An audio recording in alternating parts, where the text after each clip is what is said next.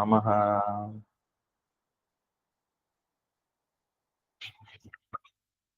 ഹരേ കൃഷ്ണ. ശ്രീമദ് ഭാഗവതം ചതുർത്ഥ സ്കന്ധം, അധ്യായം 4. സതി അവളുടെ ശരീരം ത്യജിക്കുന്നു. ശ്ലോകം 28 മുതൽ 32 വരെ വായിക്കാം.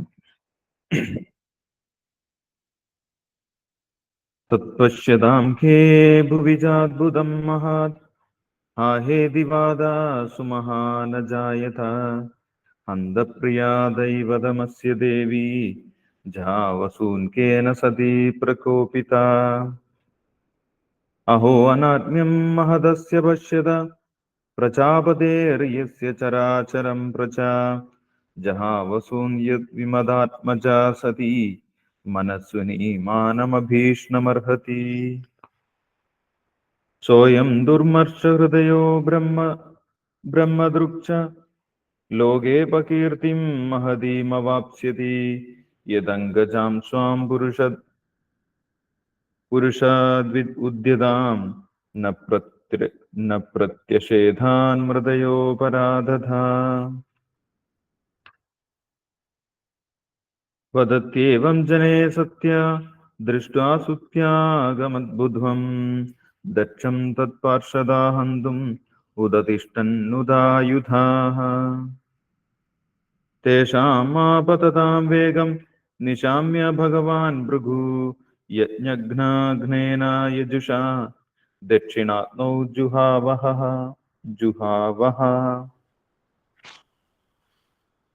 വിവർത്തനം വായിച്ചോളൂ. ഹരേ കൃഷ്ണ പ്രഭുജി. അനുത്തരം മതജി വായിച്ചോളൂ. ഓം നമോ ഭഗവതേ വാസുദേവായ. ഓം നമോ ഭഗവതേ വാസുദേവായ. ഓം നമോ ഭഗവതേ വാസുദേവായ. ശ്രീമദ് ഭാഗവതം സ്കന്ധം 4, അധ്യായം 4. സതി അവളുടെ ശരീരം ത്യജിക്കുന്നു. ശ്ലോകം 28. തത്പശ്യതാം ഹേ ഭുവി ചാദ്ഭുതം മഹത് ഹാഹേതി വാദഃ സമുഹാന ജായത ഹന്തപ്രിയാ ദേവതമസ്യ ദേവി ജഹാവസൂൻകേന സതി പ്രകോപിത. വിവർത്തനം. സതി അവളുടെ ശരീരം കോപത്തോടെ നശിപ്പിച്ചപ്പോൾ അഖില ലോകങ്ങളിലും ആർത്തമായൊരു നിലവിളി ഉയർന്നു. എന്തുകൊണ്ട് ഏറ്റവും ബഹുമാന്യനായ ദേവൻ മഹാദേവന്റെ പത്നി ഈ രീതിയിൽ അവളുടെ ശരീരം ഉപേക്ഷിച്ചത്? അഹോ അനാത്മ്യം മഹദസ്യ പശ്യത പ്രജാപതേര്യസ്യ ചരാചരം പ്രജാഃ ജഹാവസൂൻ യദ്വിമദാത്മജാ സതി മനസ്വിനി മാനമഭീക്ഷ്ണമർഹതി. വിവർത്തനം. എല്ലാ ജീവസത്തകളുടെയും പരിപാലകനായിരുന്ന പ്രജാപതി ദക്ഷൻ നിഷ്കളങ്കയും ഒരു മഹാത്മാവുമായിരുന്ന സ്വന്തം പുത്രി സതിയോട് അത്രയേറെ അനാദരവ് കാട്ടിയതും അവന്റെ അവഗണന മൂലം അവൾ ദേഹം ഉപേക്ഷിക്കേണ്ടി വന്നതും അതിശയകരമായിരിക്കുന്നു. സോയം ദുർമർഷഹൃദയോ ബ്രഹ്മദൃക്ച ലോകേ പകീർത്തിം മഹതീമവാപ്സ്യതി യദംഗജാം സ്വാം പുരുഷദ്വിഡുദ്യതാം ന പ്രത്യഷേധൻ ഹൃദയേ പരാധതഃ. വിവർത്തനം. കഠിനഹൃദയനാകയാൽ ഒരു ബ്രാഹ്മണനാകാൻ അർഹനായ ദക്ഷൻ അവന്റെ പുത്രിയോട് അപരാധം ചെയ്യുകയും അവളുടെ മരണം തടയാതിരിക്കുകയും ചെയ്തത് മൂലവും പരമദിവ്യോത്തമ പുരുഷനായ ഭഗവാനോടുള്ള കടുത്ത ശത്രുത നിമിത്തവും വ്യാപകമായ ദുഷ്കീർത്തി നേടും. വദത്യേവം ജനേ സത്യാ ദൃഷ്ട്വാ സുത്യാഗമദ്ഭുതം ദക്ഷം തത്പാശദാ ഹന്തും ഉദതിഷ്ഠന്നുദായുധാഃ. വിവർത്തനം. ജനങ്ങൾ സതിയുടെ അത്ഭുതകരമായ ദേഹത്യാഗത്തെക്കുറിച്ച് സംസാരിച്ചു നിൽക്കുന്നതിനിടയിൽ അവൾക്ക് അകമ്പടി വന്നിരുന്ന മഹാദേവന്റെ ഭൃത്യന്മാർ ക്ഷുഭിതരായി ആയുധങ്ങളെടുത്ത് ദക്ഷനെ വധിക്കുവാൻ തയ്യാറായി.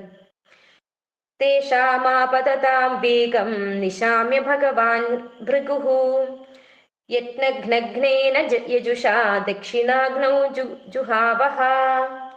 വിവർത്തനം. അവൾ മുന്നോട്ട് കുതിച്ചു വരികയും അപകടം ദർശിച്ച ഭൃഗുമുനി യജ്ഞാനുഷ്ഠാനങ്ങൾക്ക് ഭംഗം വരുത്തുന്നവരെ തൽക്ഷണം വധിക്കാൻ ശക്തിയുള്ള യജുർവേദ മന്ത്രങ്ങൾ ഉച്ചരിച്ചുകൊണ്ട് യജ്ഞാഗ്നിയുടെ ദക്ഷിണ ഭാഗത്ത് തർപ്പണം നടത്തുകയും ചെയ്തു. ഹരേ കൃഷ്ണ കൃഷ്ണ കൃഷ്ണ ഹരേ ഹരേ ഹരേ രാമ രാമ രാമ ഹരേ ഹരേ. ഹരേ കൃഷ്ണ പ്രഭുജി. ഹരേ കൃഷ്ണ. താങ്ക് യു അനുത്തര മതജി. ഹരേ കൃഷ്ണ. അപ്പോൾ ഇവിടെ സതീദേവി തനിക്ക് ലഭിച്ചിട്ടുള്ള ശരീരം മഹാദേവനെ എപ്പോഴും ദ്വേഷിക്കുന്ന, കിട്ടിയ അവസരങ്ങളിലെല്ലാം മഹാദേവനെ അപമാനിക്കാൻ ശ്രമിക്കുന്ന, ദക്ഷനിൽ നിന്നായതുകൊണ്ട് തൻ്റെ ശരീരം കളങ്കിതമാണ്. ഈ കളങ്കിതമായ ശരീരം കൊണ്ട് തനിക്ക് മഹാദേവനെ ശരിയായ രീതിയിൽ സേവിക്കാൻ സാധിക്കുകയില്ല എന്ന് കരുതിക്കൊണ്ട് തൻ്റെ ഈ ഒരു ശരീരം ഉപേക്ഷിച്ച്, കളങ്കിതമായ ശരീരം ഉപേക്ഷിച്ച് കൂടുതൽ ശുദ്ധമായിട്ടുള്ള ഒരു ശരീരം സ്വീകരിക്കുന്നതിന് വേണ്ടി, ദേഹാന്തര പ്രാപ്തി നടത്തുന്നതിന് വേണ്ടി സതീദേവി തയ്യാറായി എന്നുള്ള കാര്യം നമ്മൾ കഴിഞ്ഞ ദിവസം കണ്ടിട്ടുണ്ടായിരുന്നു. സതീദേവിക്ക് മഹാദേവന്റെ അടുത്തു നിന്നും യോഗവിദ്യകളെല്ലാം വശമായതുകൊണ്ട് സതീദേവി ആ യജ്ഞശാലയിൽ ഇരുന്ന് പ്രാണായാമം ചെയ്ത് ധ്യാനനിരതയായി എന്ന് പറഞ്ഞു. സതീദേവി അവസാനം ചിന്തിച്ചിരുന്നത് മഹാദേവന്റെ പാദപങ്കജങ്ങളെ ആയിരുന്നു എന്നും നമ്മൾ മനസ്സിലാക്കിയിട്ടുണ്ട്. ഇനിയും മഹാദേവന്റെ അടുത്തേക്ക് തന്നെ തിരിച്ചു വരാൻ വേണ്ടിയിട്ടാണ് സതീദേവി വീണ്ടും മഹാദേവന്റെ പാദങ്ങളെ സ്മരിച്ചിട്ടുണ്ടായിരുന്നത്. ആരെയാണോ നമ്മൾ അവസാന സമയത്ത് സ്മരിക്കുന്നത്, എന്താണോ നമ്മൾ അവസാന സമയം സ്മരിക്കുന്നത്, അവിടേക്ക് തന്നെ എത്തിച്ചേരുമെന്ന് ഭഗവത്ഗീതയിലും നമ്മൾ വായിച്ചിട്ടുണ്ട്. യം യം വാപി സ്മരൻ ഭാവം ത്യജത്യന്തേ കളേവരം തം തമൈവേദി കൗന്ദേയ സദാ തദ്ഭാവ ഭാവിത എന്ന് ഭഗവാൻ പറയും. അവസാന സമയത്ത് എന്തിനെ കുറിച്ചാണോ സ്മരിക്കുന്നത് അവിടേക്ക് തന്നെയാണ് നമ്മൾ വീണ്ടും എത്തിച്ചേരുക. അപ്പം അത് സതീദേവിക്കും അറിയാമായിരുന്നു. അതുകൊണ്ട് മറ്റ് ചിന്തകളൊന്നുമില്ലാതെ പൂർണ്ണമായിട്ട് മഹാദേവന്റെ പാദങ്ങളെ സ്മരിച്ചുകൊണ്ട് സതീദേവി തന്റെ യോഗശക്തി കൊണ്ട് പ്രാണനെ ശരീരത്തിന്റെ താഴെ ഭാഗത്തു നിന്നും ഉയർത്തിക്കൊണ്ടുവന്ന് ശിരസിൽ എത്തിച്ച് ആ ശരീരത്തിനെ ഉപേക്ഷിച്ചു എന്ന് പറയുന്നു. ആ ശരീരത്തിനെ ഉപേക്ഷിച്ചതിന് ശേഷം ആ ഉപേക്ഷിച്ച ശരീരത്തെ വീണ്ടും തന്റെ യോഗശക്തി കൊണ്ട് അഗ്നിക്കിരയാക്കി എന്ന് പറയും. അഗ്നി കൊണ്ട്, അഗ്നി കൊണ്ട്, തന്റെ ഉള്ളിൽ നിന്നും തന്നെ വന്നിട്ടുള്ള അഗ്നി കൊണ്ട് ആ ശരീരത്തെയും നശിപ്പിച്ചു കളഞ്ഞു. ഇത് ഉന്നതരായിട്ടുള്ള യോഗിമാർക്ക് മാത്രം കഴിയുന്ന ഒരു കാര്യമാണ്. സാധാരണഗതിയിൽ ഒരു ജീവാത്മാവ് പുറത്തു പോയി കഴിഞ്ഞാൽ ആ ശരീരത്തിനെ മറ്റുള്ളവർ വേണം ദഹിപ്പിക്കാൻ. പക്ഷെ ഉന്നതരായിട്ടുള്ള സതീദേവിയെ പോലുള്ള യോഗികൾക്ക് മറ്റുള്ളവരുടെ സഹായമില്ലാതെ തന്നെ സ്വയം ആ അവസാന കർമ്മം, അന്തിമ കർമ്മം, ആ ശരീരത്തിനെ ദഹിപ്പിക്കുന്ന കർമ്മം സ്വയം ചെയ്യാൻ സാധിച്ചു എന്ന് നമ്മൾക്ക് മനസ്സിലാക്കാൻ സാധിക്കും. അങ്ങനെ സതീദേവി ആ ശരീരം ഉപേക്ഷിച്ച് പോയ സമയത്ത് സതീദേവിയുടെ ശരീരം അഗ്നിക്കിരയാവുന്നത് കണ്ട് മറ്റുള്ളവർക്ക് ചുറ്റുപാടുമുണ്ടായിരുന്നവർക്ക് വലിയ അത്ഭുതമായി. അവർ ആശ്ചര്യപ്പെട്ടു.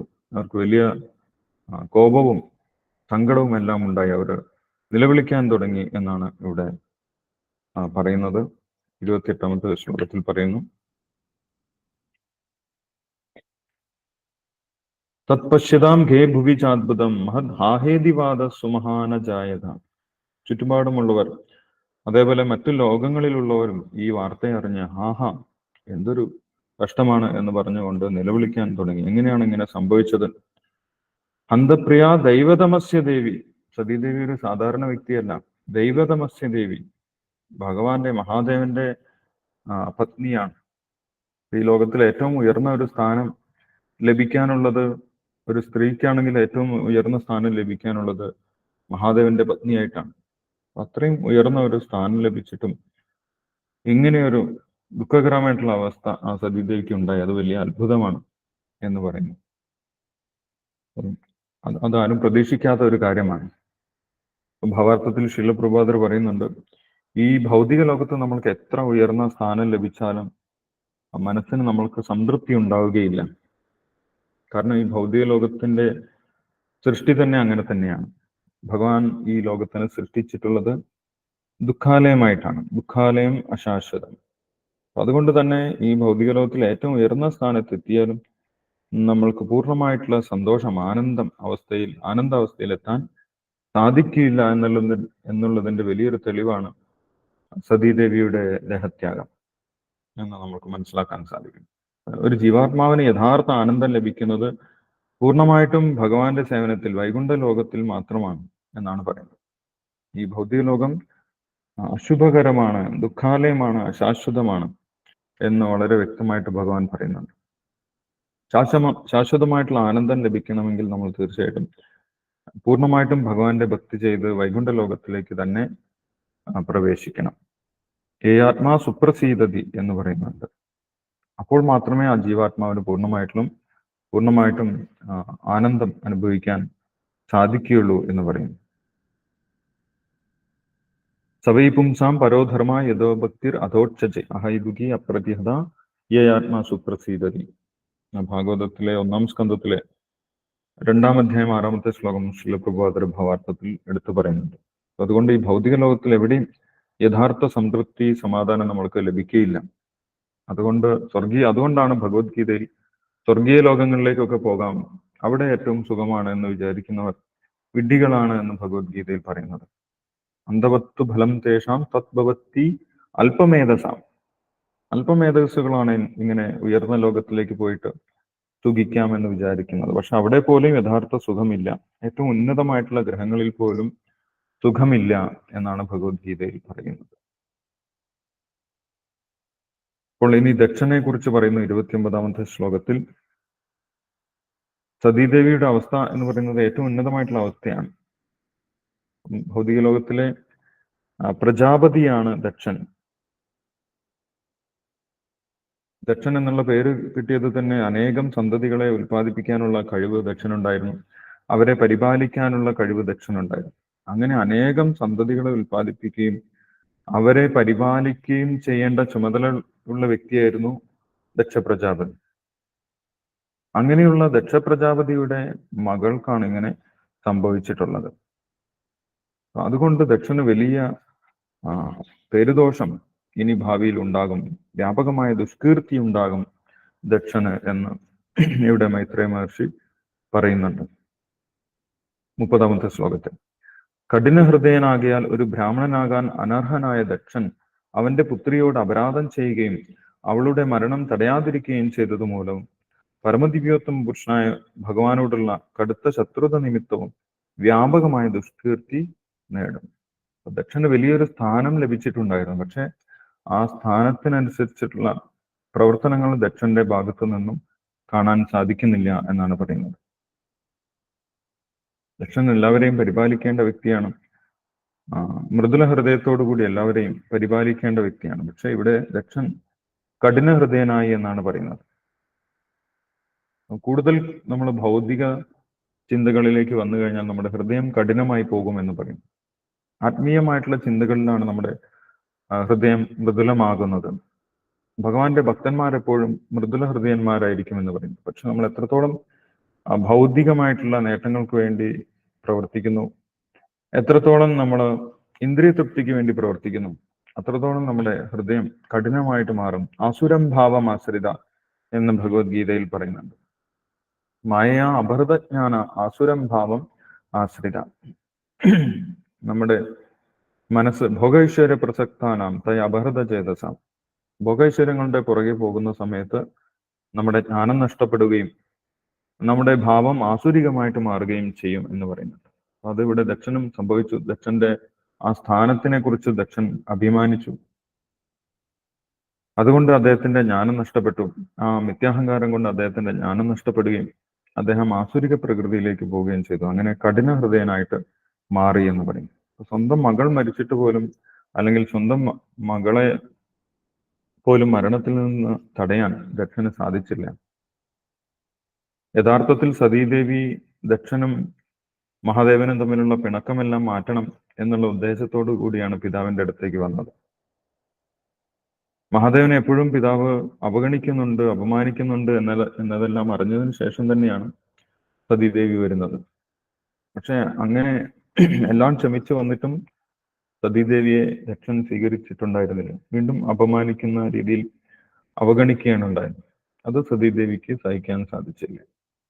അങ്ങനെ ദക്ഷൻ ഒരു കഠിന ഹൃദയനായി പോയതുകൊണ്ട് ബ്രാഹ്മണീയ യോഗ്യതകളെല്ലാം നഷ്ടപ്പെട്ടു എന്നാണ് പറയുന്നത്. ഒരു ബ്രാഹ്മണന് ഒരിക്കലും കഠിന ഹൃദയനാകാൻ സാധിക്കുകയില്ല. മറ്റുള്ളവരെ സഹായിക്കുന്നതിന് വേണ്ടിയിട്ടാണ് ബ്രാഹ്മണൻ പ്രവർത്തിക്കേണ്ടത്. ആത്മീയജ്ഞാനം എല്ലാവർക്കും പകർന്നു നൽകുന്നത് മറ്റുള്ളവരെ സഹായിക്കുന്നതിന് വേണ്ടിയിട്ടാണ്. അങ്ങനെ ആവേണ്ട ദക്ഷൻ ഇവിടെ ആ ഒരു സ്ഥാനത്തിന് യോഗ്യനല്ലാതായി മാറി. അതുകൊണ്ട് ദക്ഷന് വലിയ അപകീർത്തിയാണ് വരാൻ പോകുന്നത്. ലോകം മുഴുവൻ ദക്ഷനെ പഴിക്കും. ഭഗവാനോടുള്ള ശത്രുത പുലർത്തിയത് കൊണ്ട്, ഭഗവാന്റെ ഭക്തനോട് ശത്രുത പുലർത്തിയത് കൊണ്ട് ദക്ഷന്റെ എല്ലാ സത്കീർത്തിയും നഷ്ടപ്പെടും എന്നിവിടെ മൈത്രേയ മഹർഷി എടുത്തു പറയും. ആ സമയത്ത് സതീദേവി ദേഹത്യാഗം നടത്തിയത് കണ്ട്, സതീദേവിയുടെ ദേഹം അഗ്നിക്കിരയാകുന്നത് കണ്ട്, സതീദേവിയുടെ കൂടെ വന്നിരുന്ന മഹാദേവന്റെ ഭൃത്യന്മാർ, സതീദേവിക്ക് അകമ്പടി സേവിച്ചു കൊണ്ടുവന്നിരുന്ന മഹാദേവന്റെ ഭൃത്യന്മാർ വലിയ രോഷത്തോടുകൂടി ദക്ഷനെ വധിക്കാൻ വന്നു എന്നാണ് പറയുന്നത്. തന്റെ യജമാനന് എന്തെങ്കിലും സംഭവിച്ചു കഴിഞ്ഞാൽ സ്വന്തം ജീവൻ വരെ ത്യജിക്കാൻ തയ്യാറായിട്ടുള്ള വ്യക്തികളെയാണ് ഭൃത്യന്മാർ എന്ന് പറയുന്നത്. മതത്തെ തെക്തജീവിത എന്ന് ദുര്യോധനൻ പറയുന്നുണ്ട്. എനിക്ക് വേണ്ടി ജീവൻ ത്യജിക്കാൻ വന്നിട്ടുള്ളവരാണ് ഇവരെല്ലാവരും എന്ന് പറയുന്നത്. അങ്ങനെയുള്ളവരെയാണ് ഭൃത്യന്മാർ എന്ന് പറയുന്നത്. അപ്പോൾ സതീദേവിക്ക് ഇങ്ങനെ ഒരു ആപത്ത് സംഭവിച്ച സമയത്ത് അവർക്ക് സഹിക്കാൻ സാധിച്ചില്ല. ഇനി എങ്ങനെയാണ് തങ്ങൾ മടങ്ങിപ്പോകുന്നത് എന്ന് ചിന്തിച്ചുകൊണ്ട് ദക്ഷനെ വധിച്ച് സ്വയം ശരീരം വെടിയാൻ അവരും തയ്യാറായി. അങ്ങനെ ദക്ഷനെ വധിക്കാൻ അവര് മുന്നോട്ട് വന്നു എന്നാണ് പറയുന്നത്. ദക്ഷനെ വധിക്കാൻ ആയുധങ്ങളുമായിട്ട് അവര് മുന്നോട്ട് വന്നു. ഇത് കണ്ട സമയത്ത് ഭൃഗു മഹർഷിയായിരുന്നു അവിടെ യജ്ഞത്തിന് നേതൃത്വം നൽകിയിട്ടുണ്ടായിരുന്നത്. ആ ഭൃഗു മഹർഷിക്ക് മനസ്സിലായി, ഇങ്ങനെ ഇവർ കലാപമുണ്ടായി കഴിഞ്ഞാൽ, മഹാദേവന്റെ ഭൂതഗണങ്ങളൊക്കെ കലാപത്തിന് ഒരുങ്ങി കഴിഞ്ഞാൽ ഈ യജ്ഞം മുഴുവൻ യജ്ഞം നടത്താൻ സാധിക്കാത്ത അവസ്ഥ വരും. അതുകൊണ്ട് ഇവരെ തടയണം എന്ന് വിചാരിച്ചുകൊണ്ട് ഭൃഗു മഹർഷി, വലിയ ബ്രാഹ്മണനായിരുന്നു, വേദമന്ത്രങ്ങളിലൊക്കെ വലിയ പ്രാവീണ്യം നേടിയിട്ടുള്ള വ്യക്തിയായിരുന്നു ഭൃഗു മഹർഷി. അതുകൊണ്ട് ഭൃഗു മഹർഷി ആ യജ്ഞഭൂമിയിൽ ചെന്ന് യജ്ഞാഗ്നിയുടെ ദക്ഷിണ ഭാഗത്ത് ചെന്ന് തർപ്പണം നടത്തി എന്ന് പറയും. യജുർവേദ മന്ത്രങ്ങൾ ഉച്ചരിച്ചുകൊണ്ട് തർപ്പണം നടത്തി എന്ന് പറയും. ബ്രാഹ്മണർ ശത്രുക്കളെ നേരിടുന്നത് ആയുധങ്ങൾ കൊണ്ടല്ല, അവർ മന്ത്രം കൊണ്ടാണ്. മന്ത്രശക്തി കൊണ്ട് അവർക്ക് എതിർഭാഗത്തിനെ നേരിടാൻ സാധിക്കും. അപ്പോൾ ഭൃഗു മഹർഷി ഇങ്ങനെ യജുർവേദ മന്ത്രങ്ങൾ ജപിച്ചുകൊണ്ട് ഈ ഭൂതഗണങ്ങളെ, ശിവന്റെ ഭൂതഗണങ്ങളെ തടയാൻ ശ്രമിച്ചു എന്നാണ് പറയുന്നത്. അപ്പോൾ ആ മന്ത്രം കൊണ്ട് എന്താണ് സംഭവിച്ചത്? യജ്ഞ അഗ്നിയിൽ നിന്നും പ്രത്യേക ദേവന്മാരെല്ലാം വന്നു. യജ്ഞത്തിനെ സംരക്ഷിക്കുന്നതിനായിട്ടുള്ള ദേവന്മാരെല്ലാം വന്നു. അവർ ഭൂതഗണങ്ങളുമായി വലിയ യുദ്ധം നടന്നു. ഈ കാര്യങ്ങളെല്ലാം മഹാദേവൻ അറിഞ്ഞു. അപ്പോൾ മഹാദേവൻ എന്താണ് അതിന് പരിഹാരമായിട്ട് ചെയ്തത്, എങ്ങനെയാണ് മഹാദേവൻ പ്രതികരിച്ചത് എന്നുള്ള കാര്യമെല്ലാം ഇനിയുള്ള ശ്ലോകങ്ങളിൽ പറയുന്നുണ്ട്. അത് നമുക്ക് അടുത്ത ദിവസം വായിക്കാം. നമുക്ക് നാമം ജപിക്കാം. ഹരേ കൃഷ്ണ.